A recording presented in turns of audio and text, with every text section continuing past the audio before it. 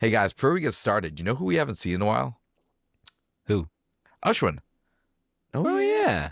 I know, but I'm super What's he up excited to? because I heard from him recently and I shared this with you guys. He's doing something really cool. And I think we should share it with our listeners because he's been so great and it's an excellent opportunity to connect more people with him. Yeah, I think you're right. Okay, so listen, here's the opportunity. You can join Unpin's founder, Ushwin, for an intimate sit-down wine tasting in Atlanta, D.C., Philly. Does anybody outside of Philadelphia call it Philly? I don't know. Or New York City, where you will taste 6 wines curated with care across 90 minutes. VIP guests are welcomed. With this VIP access, you get early access and a pour of reserve wine from Ushwin's personal cellar. That's going to be good. Oh, yeah. I was coming from Ushwin. It's going to be great. Yeah. Groups at this event are kept small on purpose. This is a relaxed, immersive experience, not a crowded tasting room. Expect a guided wine experience crafted and presented live by Ushwin, who is traveling from Florence, Italy, to lead the tasting in person. So 2 great things that we can offer. One, if you use the code WINE25, you get 25% off your ticket. You just go to unpinwine.com/tix, T-I-X. And if you go to the New York City tasting, I'll be there. So we get to hang out as well. Heck yeah. All right, so hurry up. I think Atlanta's already sold out. Get your tickets today. Last week, we gave Penfolds another chance and found a winner with their Max's Cabernet Sauvignon, thanks to a friend of the pod, Adam Wolf. This week, we try another recommendation from our community. Will our listeners be 2 for 2, or is our luck running out? Let's find out.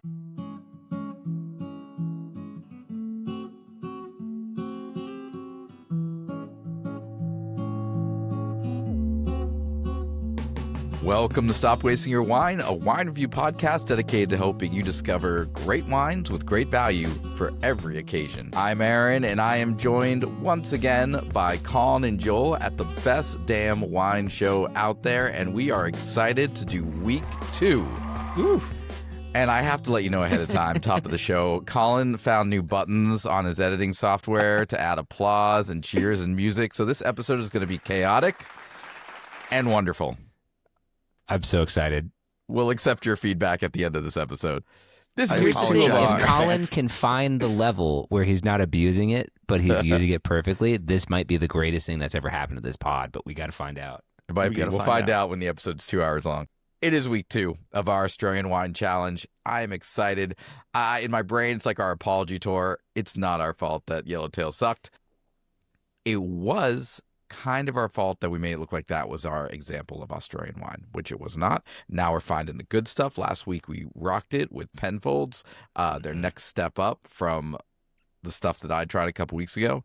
This was their Max's Cabernet. It was really cool. Very nice. Yeah. Very nice wine. And that was Joel's. Joel brought on. Oh, that's yes? right. Yes. Yes. So once again, Joel's in the challenge, feeling pretty good. Mm-hmm. You feeling comfortable, Joel? You feeling comfy? Do you feel safe? I mean, I feel like you guys picked some real winners too. I'm excited to try this one, but it was really good and priced all right. So yeah, I'm feeling pretty good. And at least if I'm going to lose, it's going to be something pretty great. So that's fine too. That's true. We'd be drinking a phenomenal wine if we lose that one. Yeah, we're all absolutely. winners if the wine doesn't suck. Very That's true. very true. And so hopefully, and I am still like 0 for 4 on our challenges. I have not come up with a winner yet. Today, I say it's my wine, but because we're using recommendations from our listeners, it's it's a team effort. We're all doing this together. Mm-hmm. I got this recommendation from our new friend Anthony, who's been interacting with us over the past couple of weeks. He's from North Carolina. He's been sending us a bunch of wine recs, super helpful stuff. And today he sent this one in, and so I will be representing this wine for my part of the challenge. Yes, thank you, Anthony. All right, Joel. Yes. Can you tell the listener what we're drinking today? Oh boy. Oh, I found another one. great. Oh, God. Okay, hey, listen. Today we are drinking the Barossa Shiraz from Ringland. This is from the Barossa Valley region. This is a 100% Shiraz. From 2021, it is 15% ABV, and we picked this one up for about $24. All right, so I think for me, this is a little bit steeper than the Penfolds, but you guys had that weird Florida tax where your Penfolds was actually right around the same price, yes? Yeah, it's $22. Yeah. Okay, so this is pretty comparative as far as pricing with the one from last week. Yes, I yes. think next week's wine, which we won't give away, I think is also around the same price range. So that's kind of cool. We're all kind of batting in the same area. Let's get some first sips in and see if this kind of starts off as positive as yours is, Joel. Colin, one word, first sip. Yeah, I think this week I'm going to go with heavy. Ooh, okay. I was going to say bold. Mm-hmm. I'm going to say aromatic. Heavy, bold, aromatic. Those are some words that might scare some folks off. For me, not us. We're professionals. That's right. That's right up my alley. I'm loving that. Cool, I'm terrified. Cool. You're terrified. Colin's about to change his profession. All right. Very cool. Bold, heavy, aromatic. Great start. Let's dive in and see what we're getting on the nose.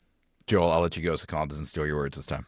Dark red fruits and an abundance of them. And I wouldn't say, super fresh or super jammy. They're just kind of like right there in the middle. They're bold, they're strong. Yeah, I would definitely agree. I would say ripe, very ripe. Yeah. Almost overly ripe. The fruit is very intense on this wine. There's no doubt about that. The one thing that sticks out to me is the alcohol. Joel mentioned this 15%, which you're almost always going to smell it. Not saying that it's out of balance or anything, but at 15%, it's definitely something that I notice. Yes. Hard But not yeah, to. I think, yep. Just a ton of the darker fruits. I think like there's some plum in there. I think there's like little darker cherry. There's something else in there that I want to come back to. I don't know what it is yet. So Aaron, what are you thinking? Yeah, I mean, I think I'm getting not exactly the same as like kind of the Italian spices we name on some of the other Italian wines, but like there is that kind of like spicy. Would you maybe say herbal? Yeah, peppery. I think peppery, herbal, like that kind of. Yeah. I think peppery is really good. Like maybe that's the missing link, but there's something in there that's really on top of it, and I think it's actually doing a nice job. I actually opened mine up probably at this point about an hour, 20 minutes ago, and the alcohol is definitely burnt off a little bit for me. I also read online that this might be one that you want to can, which might help with that as well. But I think that pepperiness is kind of helping. It kind of occupies that same part of my nose as the alcohol, so it's kind of mixing with that a little bit, if that makes any sense at all. Yeah, no, peppery I think is a great call because that's what I'm getting in spades now that you pointed it out. Like before it was all red fruit, but since you said peppery, it's to me super peppery. I'm also gonna repin like herbal in there too. There's some kind of like a almost medicinally herbal. Not as crazy as some like we've had like the eucalyptus-y kind of over the top medicinal. It's in there a little bit. I like that. It's very, I don't know, humble is the word that's coming in my head. It's kind of at the bottom of it, but it's definitely there. You're right. Yeah, it smells like intentional. It smells part of the grape. This isn't like we think back to maybe some of the herbal qualities we've had in less expensive wines have been more manufactured herbal. This smells like it should be in there.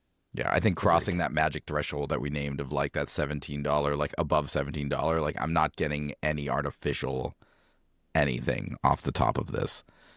There's a bunch of other like fruit in there, but I don't know what it is. It's all very dark, but I'm having trouble like picking it out per se. So maybe that'll change on the palate. I don't know. Anything else, Joel? No. Let's get into this. Yeah. Colin? Yeah, I think the pepperiness comes through a lot. Like that is almost the flavor that you get on the palate. The fruit's definitely still there, but I think that peppery herbal note, I think herbal is even a better call, Joel, on the palate than for me it was on the nose because it has more of that like green herb quality as opposed to just pepper. The fruit is still very dark. I said heavy on my initial sip. I mean, this is a bold, Joel, you said bold, heavy. There's a lot of intensity to this wine as far as structure is concerned, as far as flavor is concerned, as far as alcohol is concerned. You can still feel it here. So it's a big, heavy wine. I will say this feels like, I think back to the Yellowtail and I think back to the cheaper Penfolds, and I am experiencing a lot in this that I feel like those wines were trying to replicate poorly. Right? Like there's like this aspect, this balance. Like I like there's that pepperiness, and also the body's intense, but it's not over the top tannic. Right? Like the tannins are actually like relatively mild compared to some big reds, but it has like this like nice body. The structure's there. It kind of lingers for a little bit. It's not thin at all as far as like the flavoring lasting on the palate. So I think this is what I imagine when I think about Shiraz. Can I read to you guys the some of the flavors called out on the back of I was the just going to bottle? do the same thing. Did we I'm nail so it? glad you're doing this because there's a lot packed in here. And I'll say thank you. none There of really us read is. it before Yeah. this moment, so let's No. see how well we did. I try to avoid doing that, but sometimes Yeah. when something is so interesting like this, and there's something that we're all trying to put our finger on, I like to go back here and see if there's any clues. So here's what it says on the back, okay? There's some other stuff, but then it goes, this Ringland Barossa Shiraz shows the benefits of this diversity with abundant flavors of sweet blackberry, dark chocolate, and this one's quite interesting, old-fashioned fruitcake. So that's what the producer wants us to acknowledge here. Wow. Do you know what's crazy about old-fashioned fruitcake? And maybe this is why I was having a hard time picking out individual fruit flavors. Fruitcake is kind of just like an amalgamation of fruit, right? Like it's all just in there, right? It could be anything. So I don't hate that call, right? Like obviously those are suggestions that somebody wrote, but like Sure. in this instance, fruitcake makes a lot of sense to me. That's so interesting. That's pretty wild. Blackberry I think is a really good call. That might be one of the darker Yeah. fruits that I was missing. And then I will say the chocolate is interesting because it does seem like there's some oak on here. And again, this might all be power of suggestion, but I think the chocolate, it's almost like the dark chocolate I think is good because it's a little bit bitter. It really comes through on the finish. Yeah. Well, it's no, it funny. reminds me of that. Go ahead, Joe. Yeah, and it's funny because the reason I went to the back label in the first place was to see if it mentioned anything about oak, and I don't think it does specifically, but this thing has definitely, I think, seen a significant amount of time in some oak. Yeah, Definitely. poking around online, couldn't find anything really specific, but there's definitely mention of oak aging. So it's definitely seen oak. How long this particular bottle has been aged seems to be a bit of a mystery, but it's definitely seen some oak. Yeah, you can kind of tell by the flavor profile too. It has some of that vanilla in there. I think the cocoa probably comes from that as well. I would be shocked if this wasn't. So I think we can confidently say this has seen some oak, but it's really nicely integrated. I will say that Yeah, for there's all the flavors, the oak and the fruit and the spice or herbal quality are really I would say melding together well. Yeah, I think this is definitely like a very specific vibe of a wine. And if this is your wheelhouse, like if you like that spicy, dark fruit, heavy, this is going to scratch all those itches. Yeah, if For you like sure. a big bold Australian Shiraz, I mean this is a big bold Australian Shiraz. All right, a lot to dig into. Incredibly complex. I don't know if we've ever named that many individual flavors in a wine before. I feel like we just named 25 different foods. So anything else sticking out to you before we learn a little bit and come back to this later? No, I don't think so. I think we covered it. Agreed. I want to see what this thing does in another 20 minutes. We'll talk slowly. All right. Yes. Let's learn a little bit. Let's get into those wine drops. All right, gentlemen, I'm excited to get into the discussion today because I feel like we've been a little hit or miss in the past when we have got a wine based on maybe the name associated with the bottle. I'm not even going to say his name in this episode. We've said his name too much. But, I think a lot of times you look at a bottle of wine that's like $20, $25, and you just kind of assume like it can't be that nice, right? And that's something I think we have fought against for 3 long years now. But when you look at that low price, you maybe think that you're buying from an upstart or you're buying something like mass produced in Solus, but you don't necessarily associate it with like a rock star name in wine. Yeah, and what's funny about that is this is actually a great example. And I know before this, doing some research for this, I wasn't familiar with Chris Ringland, but as it turned out, he has made some of Australia's most sought after wines, which I didn't know going into this. So super interesting that we're able to try something from him. So the obvious question there is then, if this guy can make bottles that are selling for hundreds, if not thousands of dollars, why is this one sitting on the shelves for, 20, 23, $24? Well, and I think probably the answer is, I think you equate certain names to a certain level of cost of a wine. When really, I mean, when you're buying a bottle of wine, you're not buying the name, you're buying the specific project and the specific intention of that bottle of wine. It's kind of like, I think a good way to think about it is, if you're lucky enough to have experienced Michelin star chef, something like that, maybe you go in, they have a $350 chef's tasting menu, but that same chef could have a little hole in the wall burger joint because that's how they started and they just rock amazing burgers for $10. Totally. And it's not like that endeavor takes away from the fact that they're a Michelin star chef and they can do that. It's just that they set out to do a different type of thing. And it's just, they had a different goal with what they were working on at that time. I love that analogy because I feel like that digs into, again, the soul of like what we've been trying to get into for a while now. It's understanding, having the knowledge of like, why is this wine $25? Why, what is going on here? And is this a wine that, to your burger joint analogy, is getting made at $25 because the winemaker is like, I want to make something that is good and accessible to the masses, or I'm a soulless wine conglomerate that's just trying to pump out a bajillion bottles, at a time. And so I think key. knowing that. It's like where a bottle like this comes in. It's like, what was the purpose of this bottle and who made it? Mm-hmm. That's a really good point because I think, just because you can make a bottle of wine that sells for a couple $100 doesn't necessarily mean you always have to.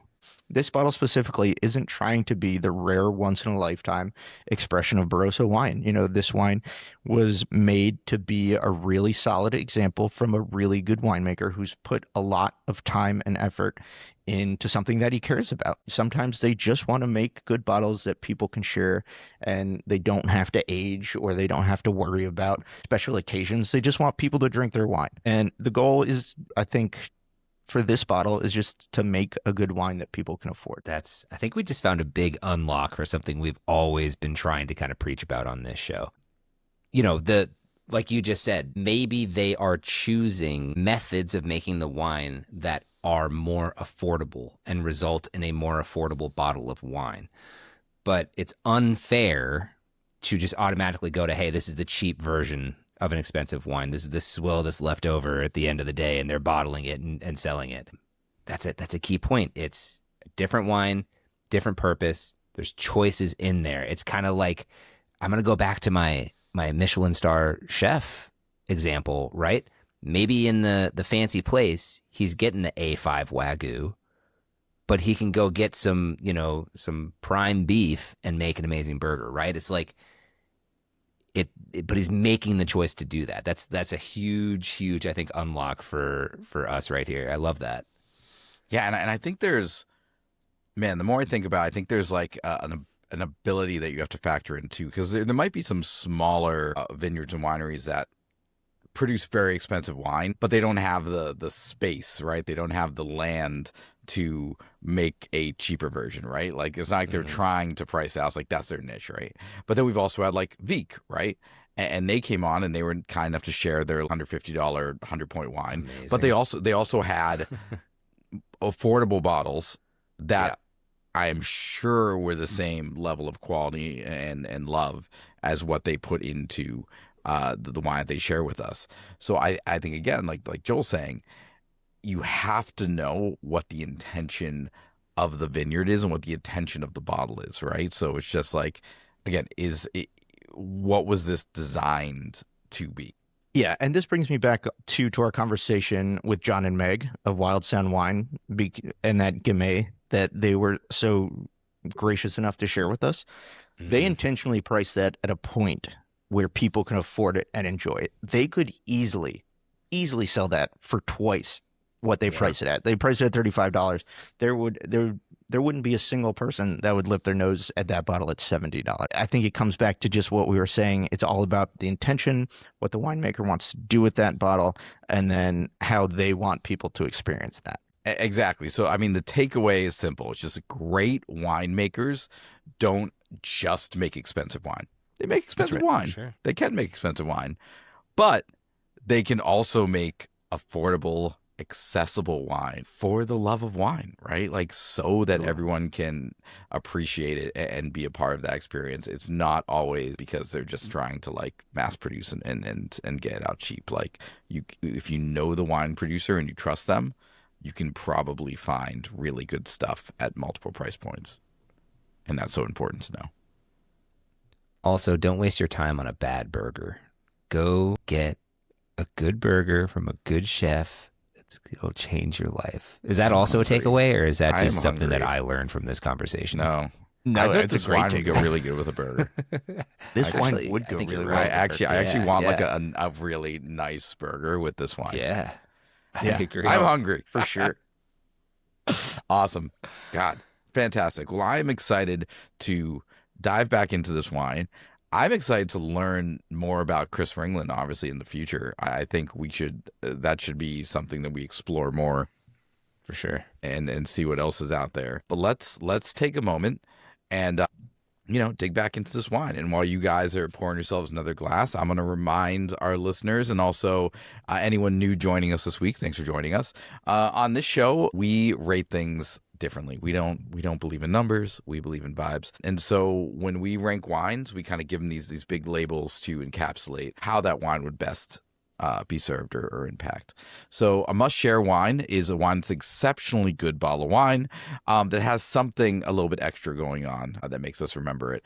A solid pour is also just a really good wine at a good value. Casual sippers are enjoyable, but maybe not that memorable.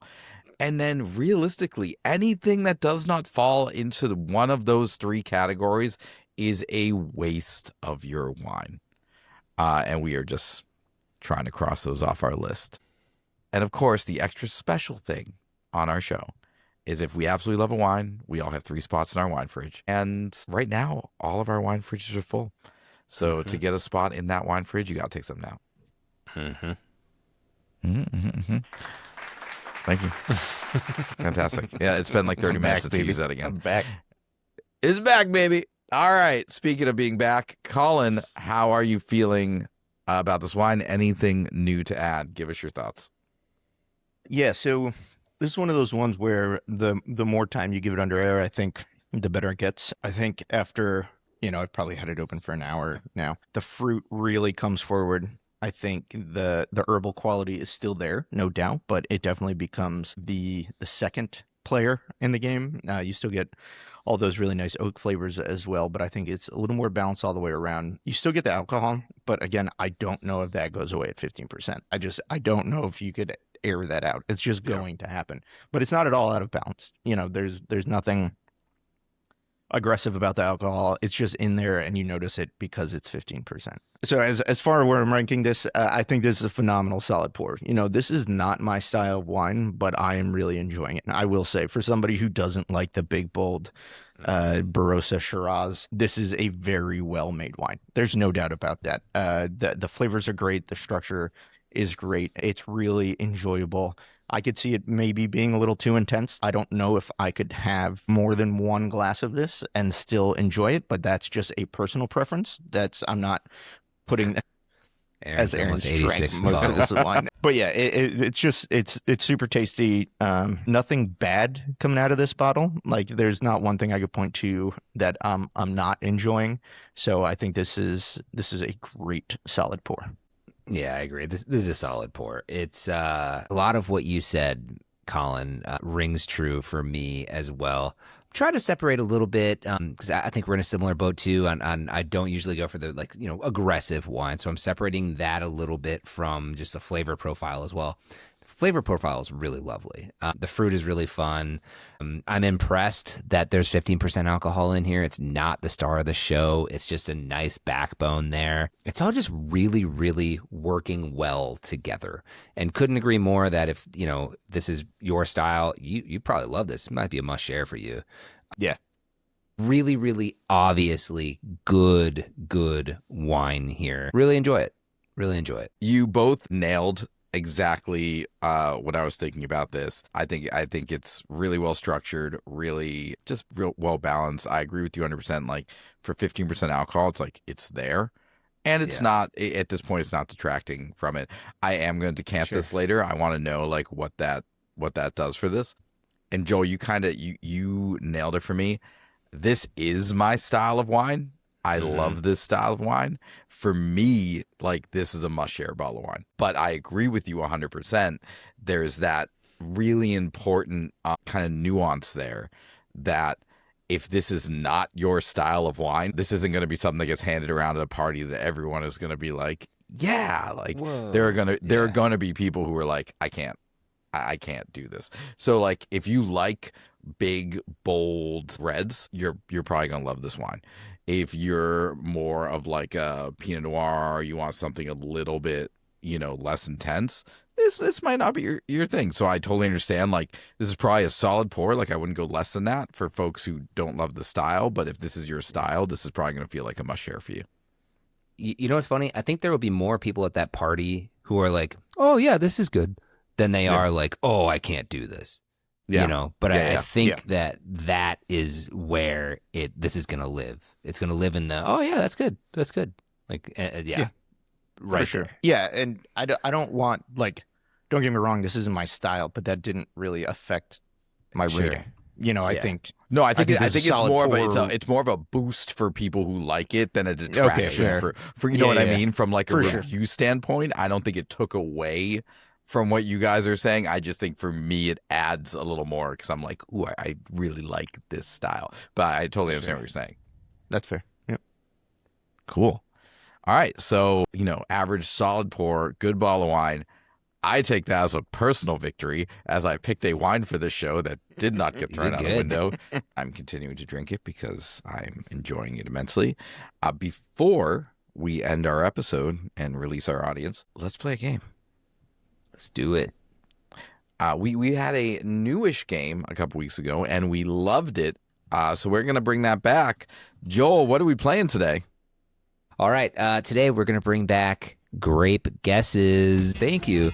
Listen, if you haven't played this game with us before, it's pretty simple. I ask a couple of really crazy questions where the answer is a number of some sort, and I ask these two guys to guess the answer. No real expectation that they're going to know it. But whoever's closest to the pin. And we all learn stuff in the end. That's the best part about this game. At the end. Well, of course. That is why we're here, right? I love learning stuff. Let's do it. All right. You guys ready to do this? Let's do it. Let's do it. All right. I'm thinking of a number between 1 and 5. Colin, you go first. 3. Aaron? 2. Colin? 4. There you go. All right. Colin, you will get to go first. Ready? I don't know if that's an advantage, but sure, let's do it. It doesn't really matter here, yeah. But it's fun to play a mini game before the real game. Colin, how many bottles of Shiraz are exported from Australia each year? Wow. Okay. Bottles, 750 milliliter bottles of Shiraz. I'm going to say 15 million. Okay. Aaron? Man, based on all of our conversations with people, I know that like alone, there's a crazy number of cases of yellowtail Shiraz that get exported, and that's just yellowtail. So I'm gonna go 40 million. 40 million. Okay, the correct answer, 213 million. Aaron gets the point. Man, that's insane. That's 213 so million. much Shiraz. Just of Shiraz. That's a lot of bottles. Crazy. Wow. Can you even put that many bottles on the continent without sinking it? Like that feels like a lot of, like if you line them all up next to each other. That's so many bottles. Very good question. That's crazy. That's so I much don't know wine. that anybody's tried it yet. Okay, Balls in your court, Australia. let's see. Aaron, your question here. How many hectares of vineyards are in the entire country or continent of Australia? Hectare You is say such either one. a foreign concept of measurement to my brain still. I'm like, is that like You an don't know what a acre? hectare is? I'm What's the joking. I have relation? Okay. no concept. Yeah. Golly. I'm going to say 2 million. 2 million hectares. Colin? Yeah, I have no idea. I'm gonna say 5 million. Wow. Okay. The actual answer, 146,000 hectares. I had no One idea. hundred I don't how even big a know. hectare is. What's a hectare, Joel? It's like Yeah, what's a hectare related to an acre? Of course, I know the answer to this. it's 100 meters by 100 meters. Is that a hectare? That would make sense, right? Like every other A country uses hectare. smart people stuff. 10,000 square meters. Yeah, so 100 by 100 square meters. Yeah, There you just go. every Well other done. country uses like round numbers that make sense, and That's so correct. Actually, that's so. I dumb. thought that through. I probably would have greatly reduced. Yeah. Yeah, it was a I knew the big- answer. I should have just thought about it for a second. I did think you were going to go lower. Yeah. So yeah, no, but I appreciate the swing. Okay. We're going to have to do a little math on this one, Colin. You ready? Oh boy. What do you think the margin is between people and kangaroos in Australia? This is why Joe wanted to play this game. That is So correct. like the answer would be like 4 kangaroos for every one person. Is that what you're no, looking no, for? no, just ratio. total number of kangaroos, total number of people. What do you think the margin is between those two groups? This is going to make us sound so dumb. I have I don't no know how idea. many people live I in don't know how Australia. many people live in Australia, and I sure as hell don't have any idea how many kangaroos live in Australia. I'm gonna say It's the point of the game. the difference is like, I don't know, 100,000. Colin with 100K. Australia has a much smaller population than the United States, I'm assuming. So the difference between the human population and the kangaroo population, Yes. and Colin just guessed 100K. 100,000 was his guess. Colin, yep, go ahead. I'll let you go first. I don't know. 20 million. 20 million. Okay, now I need to do some math. No, I don't. I've got it figured If out. we split this perfectly evenly again, that would be wild. No, you did not. I actually, the more I think about it, no. At first, I thought Colin was kind of crazy because 100,000 is so small, but then the actual margin is so small that was actually a safe bet. The actual margin, 3 million. You ready for this? Number of kangaroos? people, 27 million. Low estimates of number of kangaroos, 30 million. More kangaroos, More kangaroos. Wow. up to almost That's 2 crazy. kangaroos per person in Australia. That's my brain did not assume That's there were more insane. kangaroos. Pretty where are they? wild. They're all over. The outback, I believe, would be the answer. I don't know. Colin gets that point, so there is a chance job. here to For tie tie. it up. Yeah. Ooh. Aaron, the Barossa Valley is home to some of the oldest vines in Australia. When were they planted? What year? 1856. Okay. Colin? I was gonna say 1875. Wow. You guys both really, really close. I'm impressed by both of you. Actual answer, 1840. 1840. Oh, So damn. Aaron, Good job, Aaron. wins the game. Good job, Aaron. Wow. Well done. Great guessing. Well done. Great guessing me. Fantastic. Once again, the game that requires none of us to really know anything, but we leave, having a better understanding of how big a hectare is, having a better understanding about how much Shiraz is getting shipped out of Australia, which is bananas, and how lots. many kangaroos there are, which is kind of terrifying. And there are a Yeah. shit ton of There's kangaroos. so many A literal shit kangaroos, ton. Yeah, Literal shit Yeah. ton. it's true. and they're all carrying bottles of Shiraz. They are. Fantastic. Thank you again to everyone sending us recommendations. Adam crushed it last week. Anthony crushed it this week. Next week, we have another recommendation coming. So many good things coming down the line. I am stoked.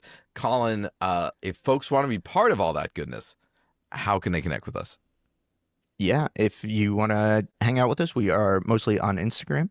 Check us out, Stop Wasting Your Wine. If you want to come on the show or you'd like to feature your wine on the show, you could shoot us an email, cheers@stopwastingyourwine.com. And please go over and check out our YouTube channel.